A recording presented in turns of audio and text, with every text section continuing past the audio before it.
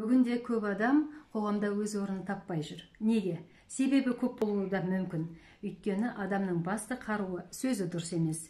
Егер адам өзінің табиғи дауысын таппаса, сенімділігі болмайды. Сенімді дауыс жетістік кепілі. Сол сияқты мектеп оқушысы да өз қызығатын пәнге қызықпай қалуы мүмкін. Неге? Себебі тарих пәнінің мұғалімі мұрын астынан міңгірлеп сабақ түсіндірсе, әдебиет пәнінің апайы тым шіңкілдеп кетуі мүмкін. Дауыс құлаққа жағымды, жалықтырмайтындай болса, сіз өз тыңдарманыңызды баурап алдыңыз деген сөз. Ендеше әдемі сөйлеп үйреніңіз. Ол үшін жаңылтпаш айтып көріңіз. Сүт бетінде май бал қаймақ. Ол қай май бал қаймақ? Балдан тәтті май бал қаймақ. Әдемі сөйлеу. Ол деген шіңкілдемей, міңгірлемей, асықпай, тұтықпай сөйлеу. Егер жаныңыздағы бір адам тоқтамай шіңкілдеп сөйлей берсе, сіз тез шаршап кетесіз. Себебі ол адам дауысын жоғарғы регистрге жіберіп сөйлейді. Одан миыңыз ашып кетеді. Сондай-ақ мұрын астынан міңгірлеп сөйлеген адамды да ұзақ тыңдай алмайсыз. Ал тіпті ойын жеткізе алмай, тұтығып асығып сөйлейтін адамды да ұзақ тыңдай алмайсыз. Сондықтан адам міңгірлемей, дауысын анық жеткізу үшін жағын ашып сөйлеу керек. Ол үшін саусағыңызды тісіңізге қойып, жаңылтпаш айтыңыз.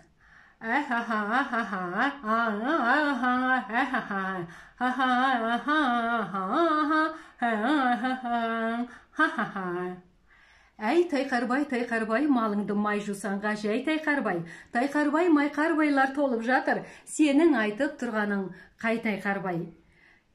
Сол сияқты дауыс мұрынға кетіп міңгірлемеу үшін де мұрынды қысып, маң басқан, шудаларын шаң басқан.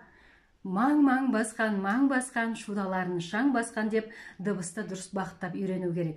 Дыбысыңыз әдемі шығу үшін ерніңізді қозғалтып, жағыңызды ашып сөйлеуге үйреніңіз. Ол үшін youtube.com сайтындағы менің парақшама тіркеліңіз. астыңғы сызықша 5 каналына кіріп, менің сөз шеберімен сахна тілінен дәріс беретін сабақтарымды қарап, пікір қалдырыңыз. Ұнаса, лайк басыңыз.